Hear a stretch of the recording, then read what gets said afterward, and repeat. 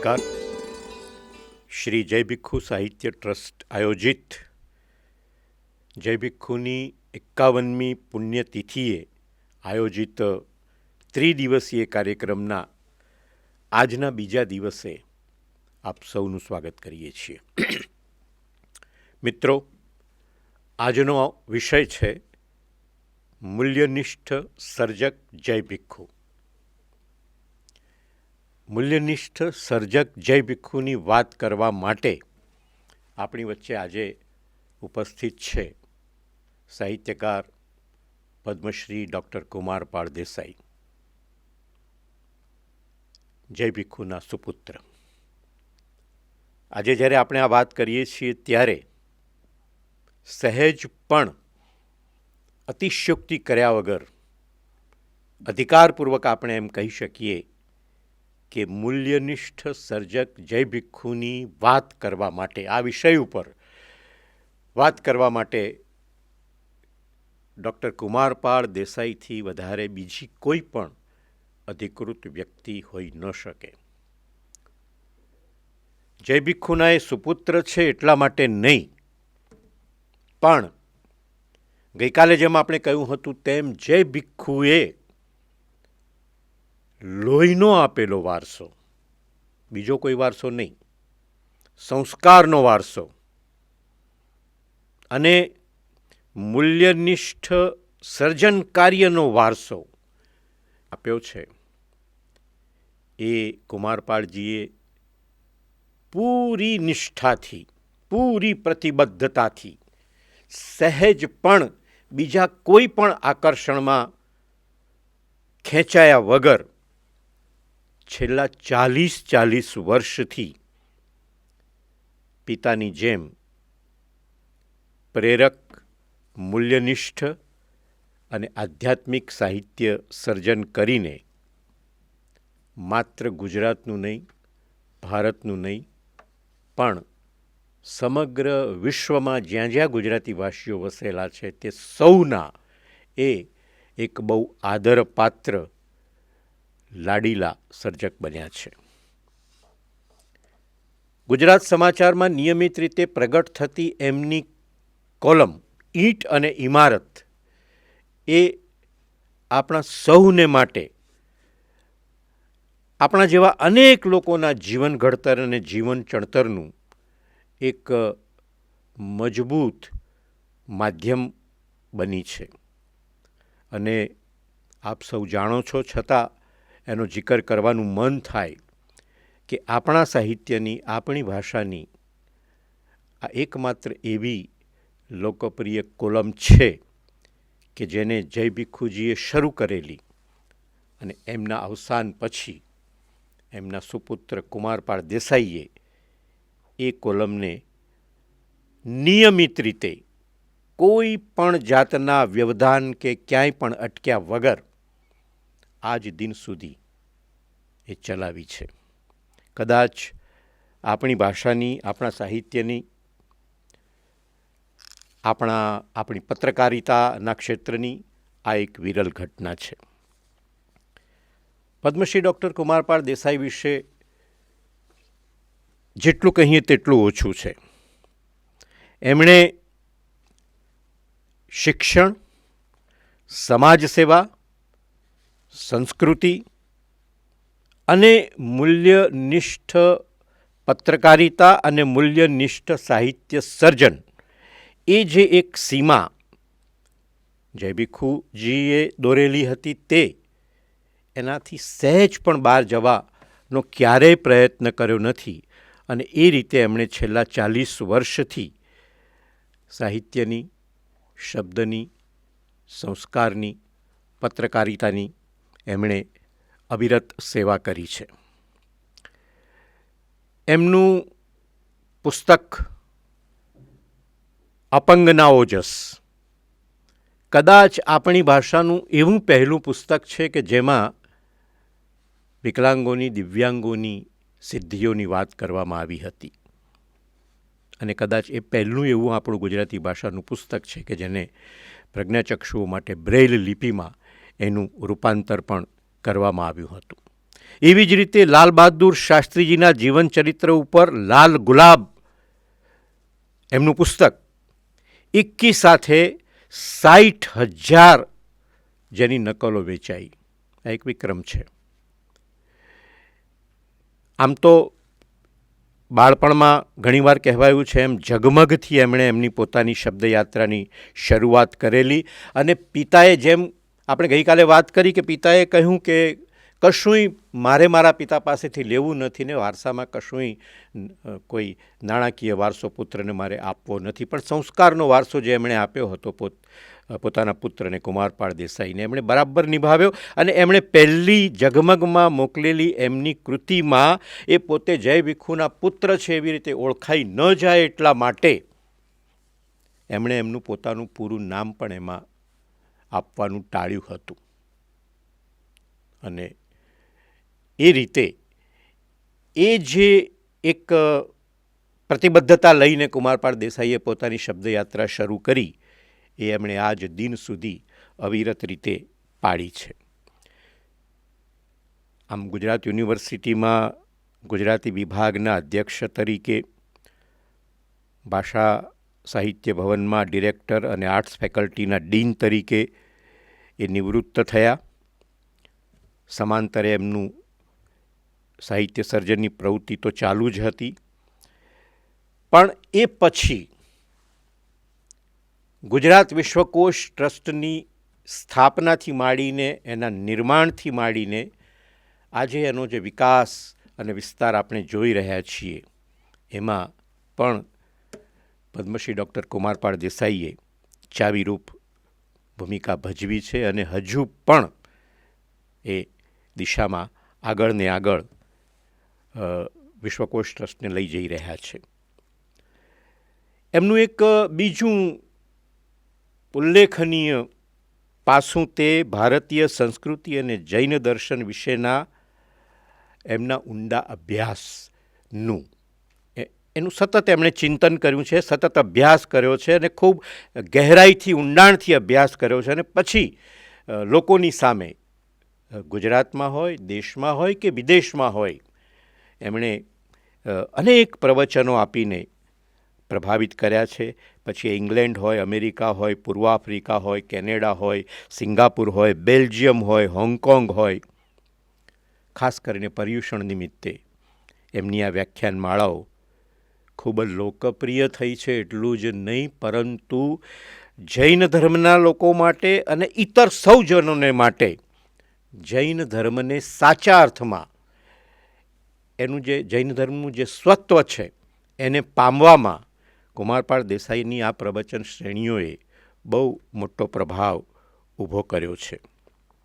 એટલે આ રીતે સાહિત્ય, સંસ્કૃતિ, ધર્મ, તત્વજ્ઞાન આ તમામ ક્ષેત્રે એમણે ઊંડાણથી ખેડાણ કર્યું અને આ એમના ખેડાણને ધ્યાનમાં રાખીને એ અભિવાદન રૂપે 1980માં ઓલ ઇન્ડિયા જુનિયર ચેમ્બર્સ તરફથી 10 આઉટસ્ટેન્ડિંગ પર્સનાલિટી ઓફ ઇન્ડિયાનો એવોર્ડ પણ એમણે મેળવ્યો છે. એવોર્ડની યાદી તો એટલી બધી લાંબી થાય છે કે એની આજે વાત કરવાનું આપણે એટલા માટે ઇરાદાપૂર્વક ટાળીએ છીએ કે આપણે એમની પાસેથી એમને સાંભળવા છે અને એટલો સમય પણ આપણી પાસે નથી. પણ એક સર્જક, મૂલ્યનિષ્ઠ સર્જકના મૂલ્યનિષ્ઠ વારસદાર તરીકે, સુપુત્ર તરીકે એમણે આપણી ભાષાની જે સેવા કરી છે એને ધ્યાનમાં રાખીને સરકારશ્રીએ એમને પદ્મશ્રીનો ખિતાબ એનાયત કર્યો. શિક્ષણમાં, સાહિત્યમાં અને સંસ્કાર પ્રવૃત્તિના ઘડતર અને ચણતરમાં એમણે આપેલું પ્રદાન એની વાત કરવા જઈએ તો એક આખું પ્રવચન આપણે આપવું પડે. પણ આજે ખૂબ જ આદર સાથે હૃદયસ્થ જય ભિક્ષુની સ્મૃતિને વંદન કરીને જય ભિક્ષુ સાહિત્ય ટ્રસ્ટ આયોજિત આ 3 દિવસના કાર્યક્રમના બીજા દિવસે ખૂબ આદર સાથે, વિનમ્રતા સાથે પદ્મશ્રી ડૉક્ટર કુમારપાળ દેસાઈને મૂલ્યનિષ્ઠ સર્જક જય ભીખુ વિશે વાત કરવા માટે આપણે નિમંત્રણ આપીએ છીએ. સાહિત્યકાર જય ભીખુની 51મી પુણ્યતિથિ નિમિત્તે શ્રી જય ભીખુ સાહિત્ય ટ્રસ્ટ દ્વારા યોજાયેલા આ ત્રિદિવસીય કાર્યક્રમમાં મૂલ્યનિષ્ઠ સર્જક જય ભીખુ વિશે આપની સાથે વાત કરતા આનંદ અનુભવું છું.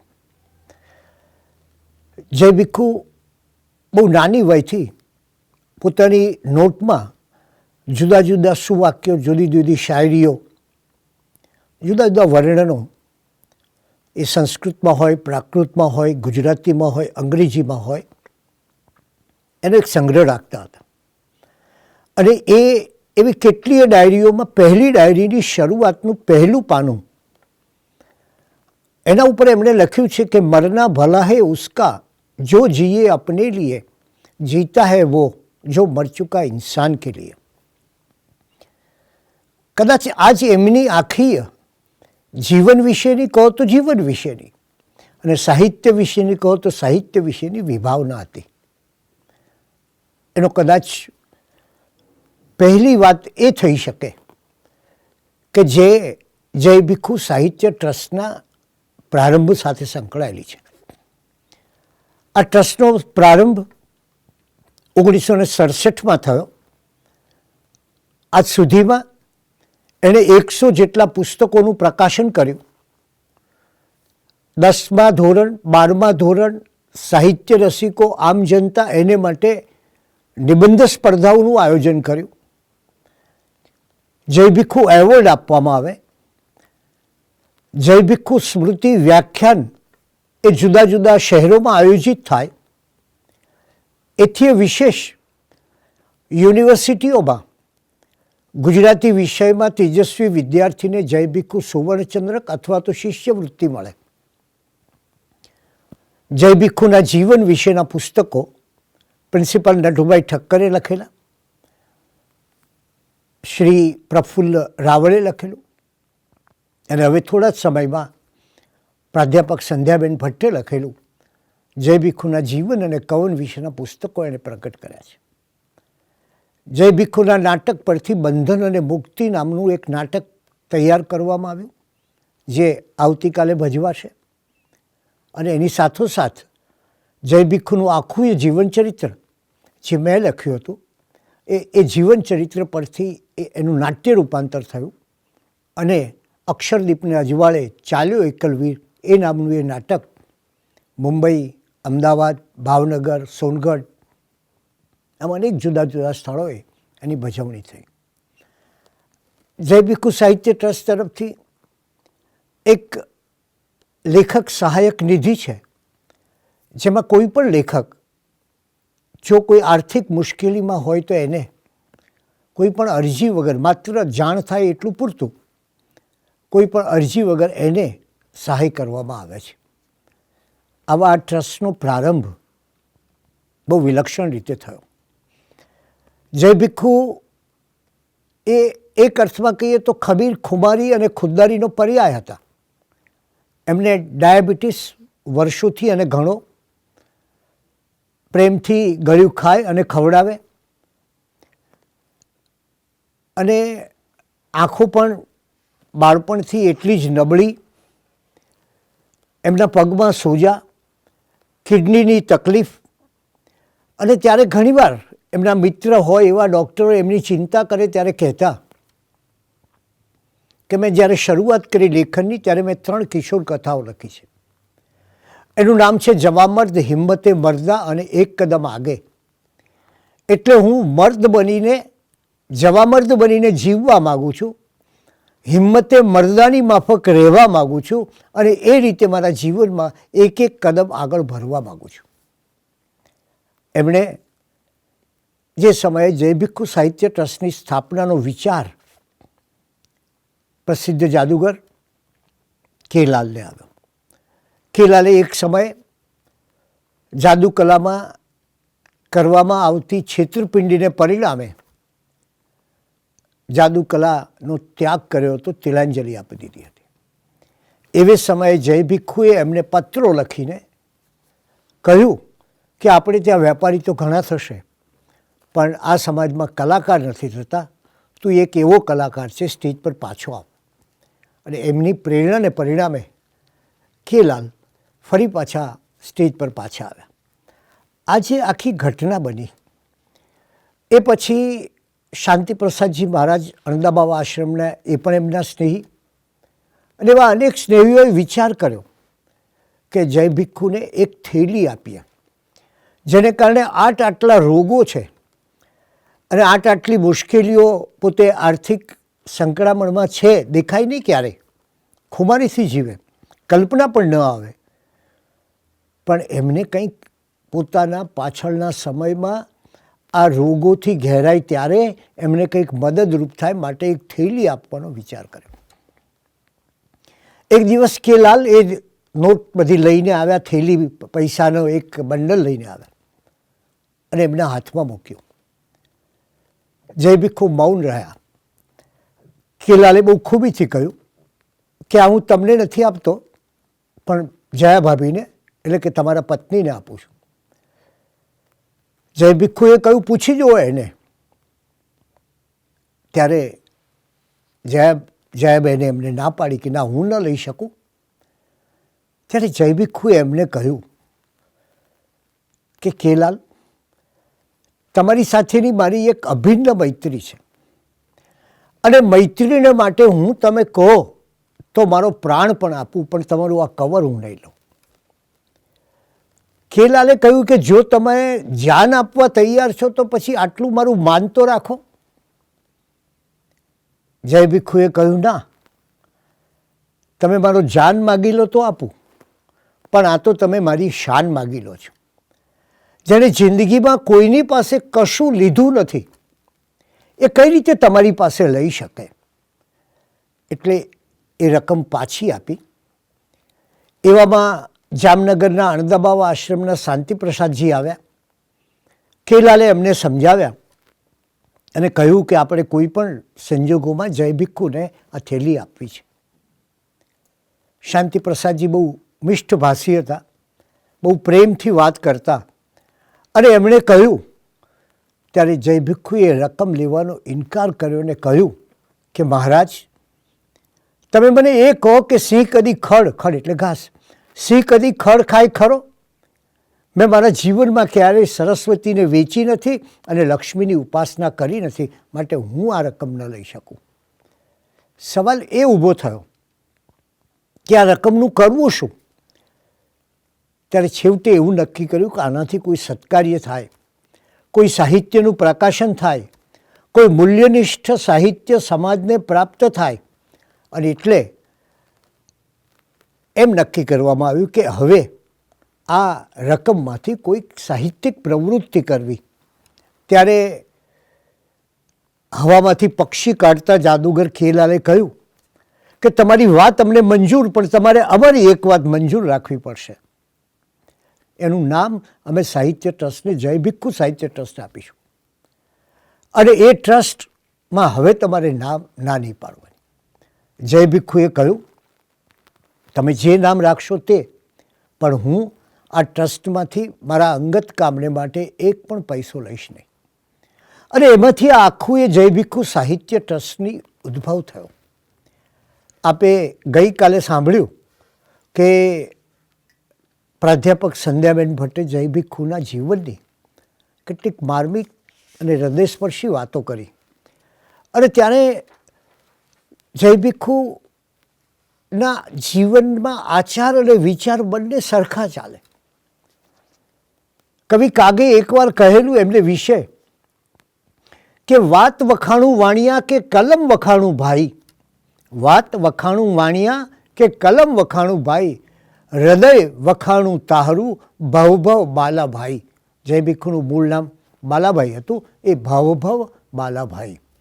આ રીતે 1929થી 1969 સુધી એમની કરેલી સાહિત્ય સેવા, એના પરિપાક રૂપે એમણે ઐતિહાસિક નવલકથાઓ લખી, સામાજિક નવલકથાઓ લખી, નાટિકાઓ લખી, જીવનચરિત્ર લખ્યા અને સાથોસાથ એમના વ્યક્તિત્વના કેટલા જુદા જુદા રંગો જોવા મળે છે. જૈન કુટુંબમાં જન્મ, આજુબાજુ બધા જ વેપાર અને વ્યવસાયમાં ડૂબેલા લોકો, સારી એવી બધાની પાસે સંપત્તિ, અને એવે સમયે 21 વર્ષની વયે નક્કી કરું કે હું કલમને ખોળે જીવીશ, કલમના આશરે જીવીશ, એવો જે સંકલ્પ લેવો અને એ સંકલ્પનો પાર પાડવો. અને છતાં પોતાના જીવનમાં પારાવાર સંઘર્ષો કર્યા અને છતાં આનંદભેર કહેતા કે મને સરસ્વતી પાસેથી જે મળ્યું છે, જે કૃપા પ્રસાદ મળ્યો છે, એનાથી મારું જીવન ધન્ય ધન્ય થઈ ગયું છે. 1968માં કલકત્તામાં જય ભિક્ષુનો ષષ્ઠી પૂર્તિ સમારંભનું આયોજન થયું. આ આયોજન સમયે કલકત્તાના અગ્રણી અને સમારોહના પ્રમુખ શ્રી મણિલાલ શેઠને જય ભિક્ષુએ 21/3/1968ના રોજ એક પત્ર લખ્યો. એ બહુ મહત્વનો છે. જય ભિક્ષુ લખે છે, હું તો બહુ સામાન્ય પ્રકૃતિનો માણસ છું. મારામાં જે કંઈ છે તે સરસ્વતીની કૃપા છે. પિતા રાજ્યના કારભારી હતા, પણ મન લક્ષ્મી તરફ નહીં, જીવનમાં હંમેશા સરસ્વતી તરફ ખેંચાતું રહ્યું. અને એ જમાનામાં જ્યારે મેં આ કામ શરૂ કર્યું ત્યારે લેખન લખવું એ દેવાળિયાનો ધંધો કહેવાતો હતો. અને એવો એક કલમનો ધંધો મેં લીધો અને એ કલમ પકડી, પણ એની સાથે એક મૂલ્ય પણ લીધું. અને એ મૂલ્ય જય ભિક્ષુ લખે છે અહીંયા, જ્યાં સારપ દેખાય, સત્ય નજરે પડે, શુચિતા અને સેવાભાવ જોવા મળે, ત્યાં સરસ્વતીનો ઉપયોગ કરવો, એવું વ્રત રાખ્યું. એટલે કે આપોઆપ એક મૂલ્યનિષ્ઠા. એમણે લખ્યું છે કે એ સમયે જો કોઈને કમાણી કરવી હોય લેખકને, તો કોઈ શ્રીમંતોનું કે સાધુઓના ખોટા ગુણગાન કરતા ચરિત્રો લખી શક્યો હોત. પણ હું જાણતો હતો કે આવું કરીશ તો મારી કલમનું તેજ નહીં રહે, અને એટલે જ મેં કોઈની જીવનમાં દયા સ્વીકારી નથી અને કોઈનું દાન સ્વીકાર્યું નથી. અને પરિણામે આજે જે કંઈ જીવન ગાળું છું, જય ભિક્ષુ લખે છે, એ ખૂબ મોજથી ગાળું છું. ખૂબ કીર્તિ મળી છે અને જરૂર હતું એના કરતાં પણ ઘણું વિશેષ મળ્યું છે. એટલે એક સભામાં જય ભિક્ષુ નોંધે છે, મેં કહ્યું હતું કે મારે મારા જીવનમાં કોઈનો આભાર માનવો હોય તો હું માતા સરસ્વતીનો માનું છું, કે જેને તમે જુઓ, એક સર્જક આર્થિક મુશ્કેલીઓમાં, સંઘર્ષોમાં પોતાના મિજાજથી કોઈ વાડામાં બંધાયા વિના જીવે. એ શું લખે છે કે હું જેનો આભાર માનું છું એ તો માતા સરસ્વતીનો માનું છું, કે જેણે મને રાજા જેવું માન અને શ્રીમંત જેવું સુખ આપ્યું છે. એટલે કે પોતાની કલમને માટે. અને એ કલમ કેવી? પોતાના વ્યવસાયને શું કહેતા કે મારો વ્યવસાય એ તો અત્તરની દલાલીનો છે, લોકો સુધી સુગંધ પહોંચાડવી એ અમારું કામ છે. જય ભિક્ષુના એ વારંવાર કહેતા કે મારા જીવન સાથે 4 ગ જોડાયેલા છે. એક છે ગૌરીશંકર જોશી અર્થાત સાહિત્યકાર ધૂમકેતુ, બીજું ગુજરાત સમાચાર, ત્રીજું ગુર્જર ગ્રંથરત્ન કાર્યાલય, અને ચોથો ગુરુવારનો ગુજરાત સમાચારની ઈંટ અને ઇમારતની કોલમ. 1954થી 1969 સુધી પોતે જીવ્યા ત્યાં સુધી એમણે આ કોલમ લખી. ટેબલ પર લખે, શાહીથી લખે, મોતીના દાણા જેવા અક્ષર, અને જીવનમાં આકરો પરિશ્રમ કરીને સરસ્વતીની પૂજા કરી હતી. સરસ્વતી ચંદ્ર વાંચવા માટે પણ એમણે ઘણી મહેનત કરી હતી.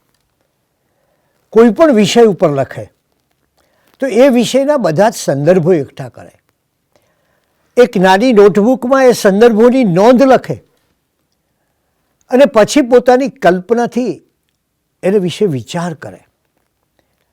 વિક્રમાદિત્ય હેમુ લખ્યું. હકીકતમાં ઇતિહાસની અંદર વિક્રમાદિત્ય હેમુનું પાત્ર એને વિશે બહુ ઓછું લખાયેલું. જય ભિક્ષુએ એના વિશે ખૂબ અભ્યાસ કર્યો અને પછી એ આખું ગ્રંથ લખ્યો. ત્યારે જેને માટે વિન્સેન્ટ સ્મિથે એમ કહેલું કે વિક્રમાદિત્ય હેમુ એ તો યુદ્ધનો દેવતા છે. અને 22 જેટલા યુદ્ધોમાં વિજય મેળવ્યો. એની ગજસેના એવી હતી કે બલબલા અકબર જેવા બાદશાહો પણ એનાથી ગભરાતા હતા. એમ આવા ચરિત્રો એમણે શોધ્યા અને એમણે એ સાબિત કર્યું કે આ ચરિત્રોની જે ખૂબી છે એ પહેલી લોકોને બતાવી. એમના સાહિત્યમાં જે મૂલ્યનિષ્ઠા આવી એવી જ મૂલ્યનિષ્ઠા એમના જીવનમાં હતી. પહેલી તો ખુમારી. ખુમારી એવી કે કોઈને ખોટી રીતે ક્યારેય નમવું નહીં. ગ્વાલિયરમાં એની નજીક આવેલા શિવપુરીમાં એના ગુરુકુળમાં એ અભ્યાસ કરતા હતા.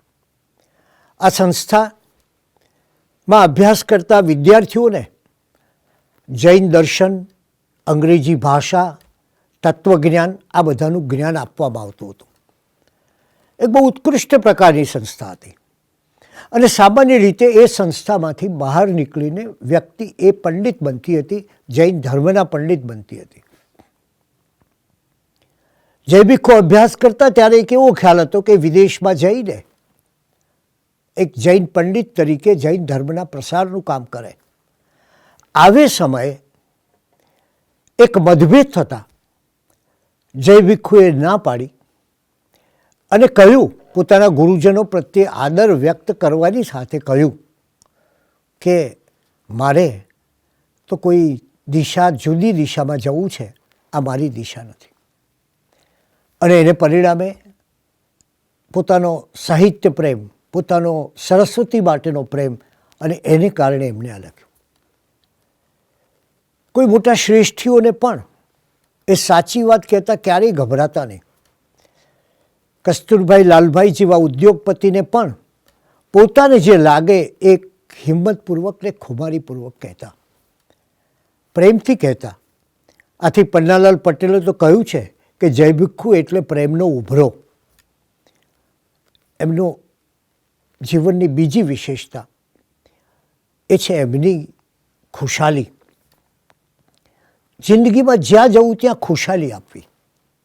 સામાન્ય માણસથી માંડીને સૌ કોઈની સાથે એક એવો હૃદયનો તંતુ જોડતા કે જાણે બધે જ ખુશાલી જોવા મળે. એ જમાનામાં કાળો મોતિયો, બ્લેક કેટરેક્ટ, એનું ઓપરેશન ગુજરાતમાં નહોતું થતું. એમણે તપાસ કરી, ખબર પડી કે ઉત્તર પ્રદેશના સીતાપુરમાં થાય છે. એ સીતાપુર ગયા. ત્યાં ડૉક્ટર પાવા પાસે એમણે આંખના મોતિયાનું, કાળા મોતિયાનું ઓપરેશન કરાવ્યું. એ સમયે એમને એવું પણ બનેલું કે ડાયાબિટીસ આવતો હતો અને ડૉક્ટરે કહ્યું કે ડાયાબિટીસ હશે ત્યાં સુધી હું તમારી આંખનું ઓપરેશન નહીં કરું. ત્યારે જય ભિખ્ખુએ આ ડૉક્ટરને બોલાવીને કહ્યું કે ડૉક્ટર સાहब, इतनी फिक्र मत कीजिए, ये डायबिटीज़ तो मेरा कुत्ता है, वो भौंकता है मगर काटता नहीं है. અને બન્યું પણ એવું કે એકાદ દિવસ પછી ડૉક્ટરે ઓપરેશન કર્યું પણ ખરું. અહીં રહ્યા પછી બધા ગુજરાતી, થોડા ગુજરાતીઓ હતા પણ એ બધાને ભેગા કર્યા. દિવાળી હતી ત્યારે એક ઉજવણી કરી. એ ઉજવણી વખતે ત્યાંના મુખ્ય ડૉક્ટર મહેરાને બોલાવ્યા, પાહવાને બોલાવ્યા. અને અહીંયા આવીને ગુજરાતમાં આવ્યા પછી જય ભિખ્ખુએ એને વિશે લેખો લખ્યા અને સારી એવી રકમ એકઠી થઈ. ગુજરાતની જનતાએ સીતાપુરમાં 2 લાખ રૂપિયાનું દાન આપ્યું એ જમાનામાં. અને ત્યારે સૌએ એમ કહ્યું કે આ વોર્ડનું નામ જય ભિખ્ખુ તમારા નામ પરથી રાખીએ, કારણ કે તમારા પ્રયત્નોને પરિણામે આ રકમ એકત્રિત થઈ છે. ત્યારે જય ભિખ્ખુએ કહ્યું કે નહીં, આ વોર્ડનું નામ ગુજરાત વોર્ડ રાખો. એમને રોગનો ક્યારેય ભય નહીં. કોઈ વાર પુનિત મહારાજ આવે, કોઈ વાર ગોવિંદ પ્રસાદ વૈદ્ય આવે અને એટલા આનંદથી વાત કરતા હોય કે પછી એ લોકો પોતાના રોગની વાત કરે. અને જીવનભર સંઘર્ષ ખેલનાર આ સર્જક પોતાની રોજનીશીમાં અવસાનના 1 મહિના પહેલાં લખે છે કે જિંદગી જાત્રા જેવી ગઈ. જિંદગીને એક યાત્રા માનતા હતા. જીવનમાં સદાય પ્રસન્નતા જોવા મળતી હતી. અને એટલે જ આપણા પ્રસિદ્ધ વિવેચક ડૉક્ટર ધીરુભાઈ ઠાકરે કહ્યું છે કે જય ભીખુ એ તો મોરના પિચ્છધરના વંશજ છે અને એવા જય ભીખુએ પોતાની કૃતિઓમાં ધર્મને એક જુદા સ્વરૂપમાં મૂકી આપ્યું. ધાર્મિક પરિભાષાઓના ઘટાટોપમાંથી એને બહાર કાઢ્યો અને એ ભગવાન મહાવીરનું ચરિત્ર લખતા હોય, ભગવાન ઋષભદેવના સમયની વાત લખતા હોય, ભગવાન મલ્લીનાથના જીવનની ઘટનાઓ આલેખતા હોય, ત્યારે સૌથી મોટી વસ્તુ એ બને કે ત્યાં જૈન પરિભાષા નીકળી જાય. એમણે એક સ્થળે લખ્યું છે કે આ જૈન લેખક છે એમ માનીને જૈનેતરો વાંચતા નથી અને જૈનો આ જૈન વિશે લખ્યું છે માટે વાંચતા નથી. આવી એમની ક્યારેક મીઠી ફરિયાદ પણ સાંભળવા મળતી, પણ એની સાથોસાથ એ સતત જોવા મળતું કે એમની જે ખુમારી હતી એ કોઈ અદ્ભુત પ્રકારની હતી. એક મસ્તી હતી, એક ફકીરી હતી એમના જીવનમાં. એમની પાસે એક જ કોટ. શરૂઆત હતી અમદાવાદમાં પોતાના કાર્યની શરૂઆત કરી. પોતે જ્યોતિ કાર્યાલયમાં જતા, એક ટેબલ ઉપર બેસતા અને ત્યાં બેસીને લેખન કરતા પોતાનું. એ સમયે એમની પાસે એક જ કોટ. એમના મિત્રો રોજ એમને પૂછે કે આ રોજ તમે આ રંગનું કોટ કેમ પહેરો છો? ત્યારે કોઈ પણ પ્રકારનું ઓશિયાળાપણું તો એમને ફાવે જ નહીં. એમના મિત્રોને કહેતા કે એક કાપડના 3 કોટ બનાવ્યા છે એટલે આવું થાય છે. વાસ્તવિકતા એ હતી કે એ નોકરીથી આવે, સાંજે એક કોટ ધોવામાં આવે, સવારમાં ઇસ્ત્રી થાય અને પહેરીને જતા. પણ જીવનમાં ક્યાંય કોઈ ઓશિયાળાપણું, કોઈ લાચારી એ અમને જોવા ન મળે. અને આને પરિણામે એક નિર્ભયતા હતી. અને નિર્ભયતા તો એવી કે એકવાર મારી પડોશમાં એક નાથાનિયલ નામના ભાઈ રહેતા હતા. એમને ત્યાં કેટલાક લોકોએ હુમલો કર્યો. એ હુમલાખોરો પાછળ નદી છે, સાબરમતી નદી, એ તરફ દોડ્યા ત્યારે જય ભીખુ પણ ખુલ્લે પગે એને પકડવા માટે દોડ્યા હતા. આવા તો એમના જીવનના અનેક પ્રસંગો છે કે જ્યાં પોતાના પ્રાણની પણ પરવા કર્યા વિના એમણે એ કામ કર્યું હોય. એક સમયે એ સમયનું એક બહુ મોટામાં મોટું અસામાજિક તત્વ એમને ધમકી આપી હતી કે અમે આ જે વેશ્યાગૃહ ચલાવીએ છીએ ચલાવવા દો, કારણ કે પોલીસને જાણ ન કરો. જય ભીખુએ દૂર કર્યું અને એની સાથોસાથ પોતાની હિંમતથી સૌને સધિયારો આપ્યો. એટલે કે કોઈ આવી મુશ્કેલીઓની આગમાં ઝુકાવવું હોય તો એમને કોઈ પરવા નહોતી. મુંબઈથી આગ્રા સુધીનો 500 કિલોમીટરનો પ્રવાસ પગપાળા કર્યો હતો. વાઘનો પણ એમને ભેટો થયેલો. આવી ઘણી ઘટનાઓ છે. એવી જ રીતે એક પ્રકારની એમના વ્યક્તિત્વમાં અમીરી હતી. કોઈને મળે એટલે એને પોતાના કરી લેતા.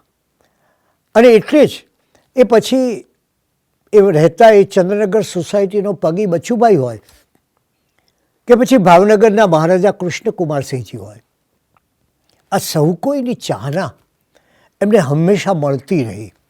અને એટલે જ માણસના પદને જોઈને એની સાથેના વ્યવહારમાં કોઈ ભેદ કરવાનું એ ક્યારેય શીખ્યા નહોતા. પ્રવાસમાં જાય, સાથે ઘણો નાસ્તો ને બધું લેતા જાય.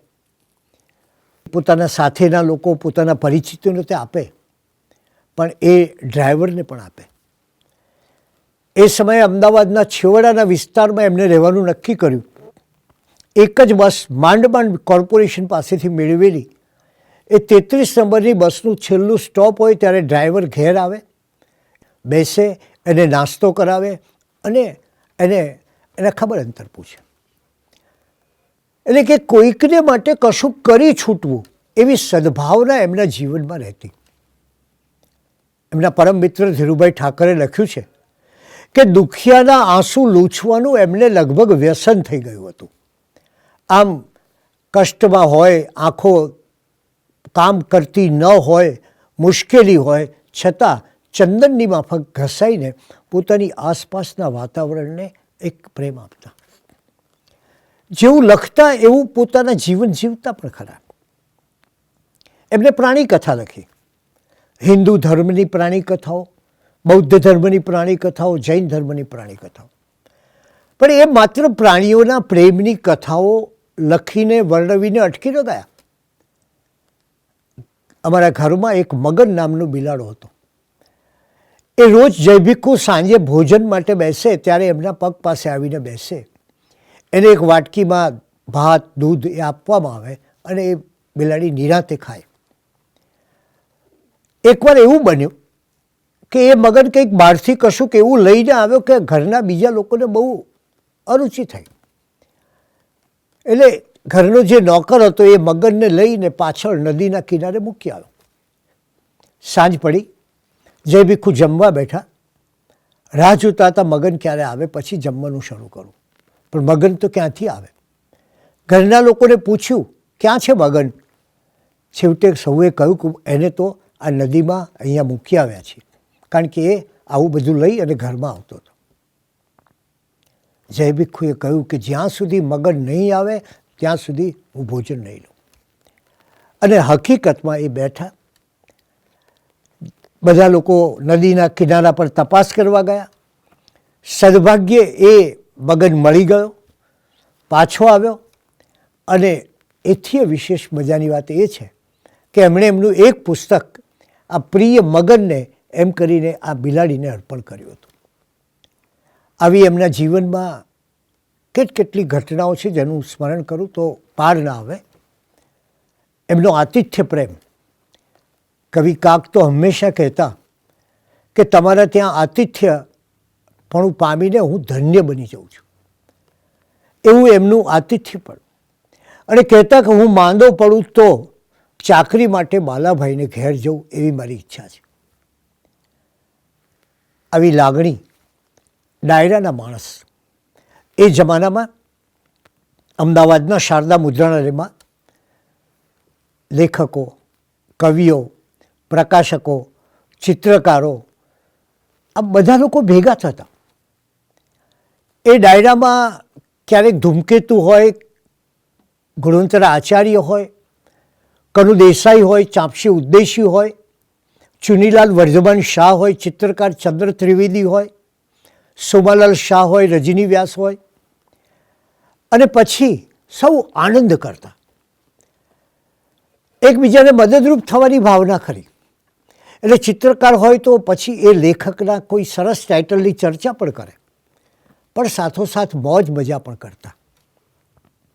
ભાગ્યે જ સાહિત્યકારો જ્યારે ભેગા થતા હોય ત્યારે કોઈની ટીકા કર્યા વગર આવા આનંદથી એકબીજા સાથે વાતો કરતા હોય અને નાસ્તો કરતા હોય એવી ઘટના પ્રમાણમાં વિરલ કહેવાય. એકવાર એવું બન્યું કે અમદાવાદમાં એવી એક અફવા આવી કે જાણીતા ચિત્રકાર શ્રી કનુ દેસાઈ બીજી વાર લગ્ન કરવાના છે. ડાયરામાં આ વાત મૂકી. ડાયરામાં વાત મૂકી એટલે બધા ખડખડાટ હસ્યા. પણ કનુભાઈએ કહ્યું ચાલો આ અફવા માટે પણ આપણે એક પાર્ટી કરીએ. આવી આનંદભરી દિલાવરી એ લોકોમાં હતી. ગુણવંતરા આચાર્ય બેઠા હોય, એક પછી એક રજવાડાના ઓઠા કહેતા જાય, રજવાડાની વાતો કહેતા જાય. અને ગોવિંદભાઈ અને શંભુભાઈ જેવા પ્રકાશકો બેઠા હોય સાથે. એટલે કે એક મોજ જોવા મળતી. ઉગતા લેખકો હોય, રજની વ્યાસ જેવાને અહીંયાથી પ્રેરણા અને પ્રોત્સાહન મળે.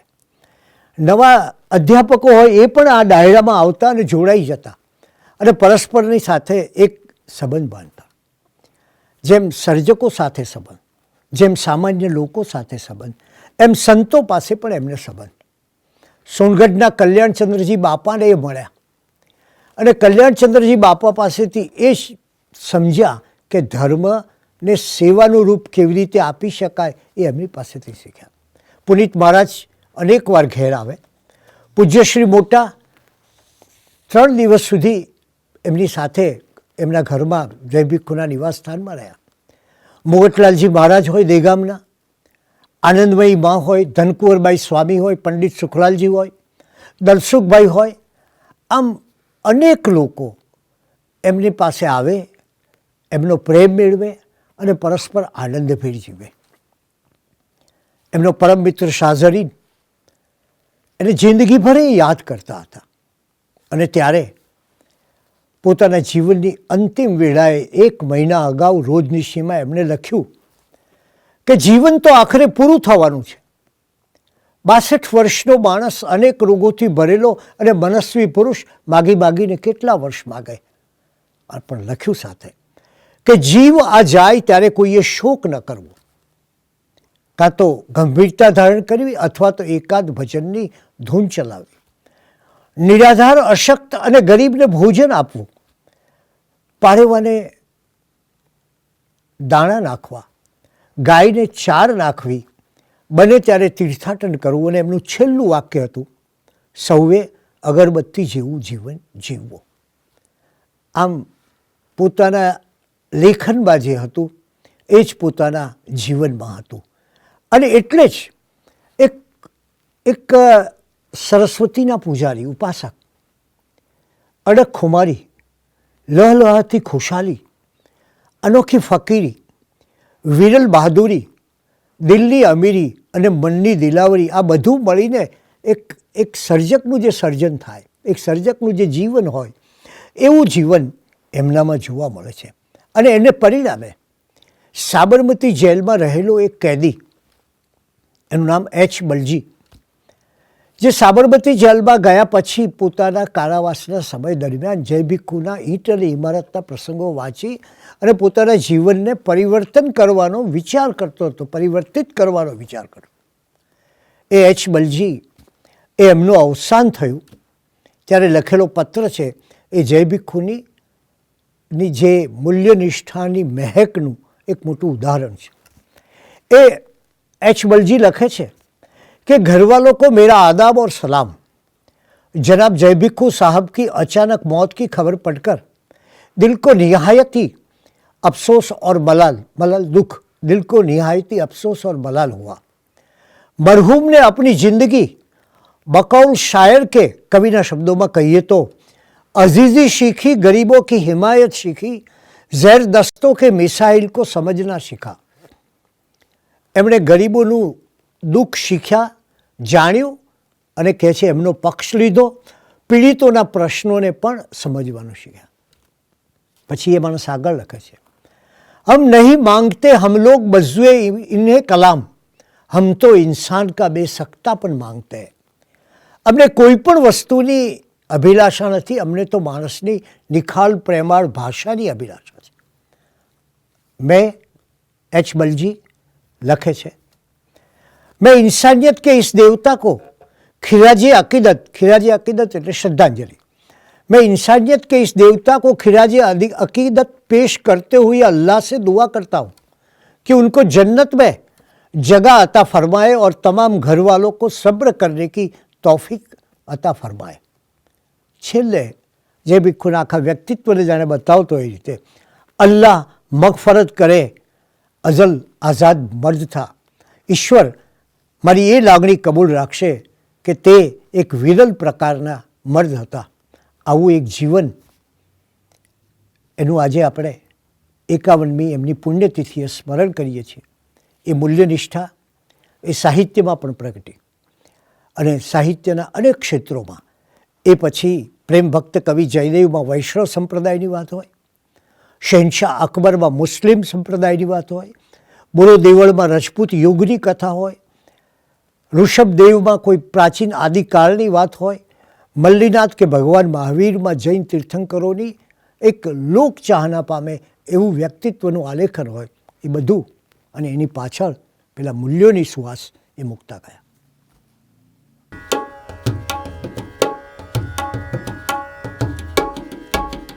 અક્ષરદીપ ને અજવાળે એક ચાલ્યો એક કલવીર, અક્ષરદીપ ને અજવાળે એક ચાલ્યો એક કલવીર. તાળ ને ઝંઝાવાત તમસથી ડર્યો નહીં એ લગીર, તાળ ને ઝંઝાવાત તમસથી ડર્યો નહીં એ લગીર. ચાલ્યો એક કલવીર, ચાલ્યો એક કલવીર. જીવનના તડકા છાયા ખંખેરી આગળ ચાલ્યો, જીવનના તડકા છાયા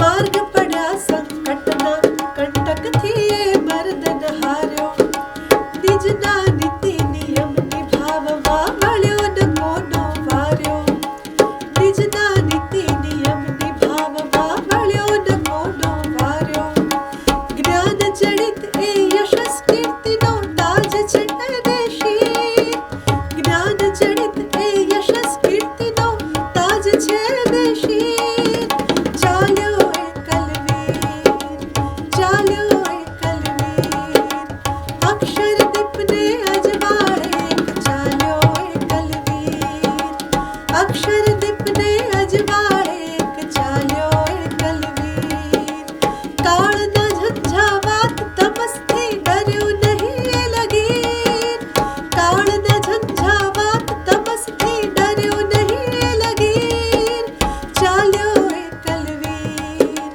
ચાલ્યો એ કલવીર ચાલ્યો એ કલવીર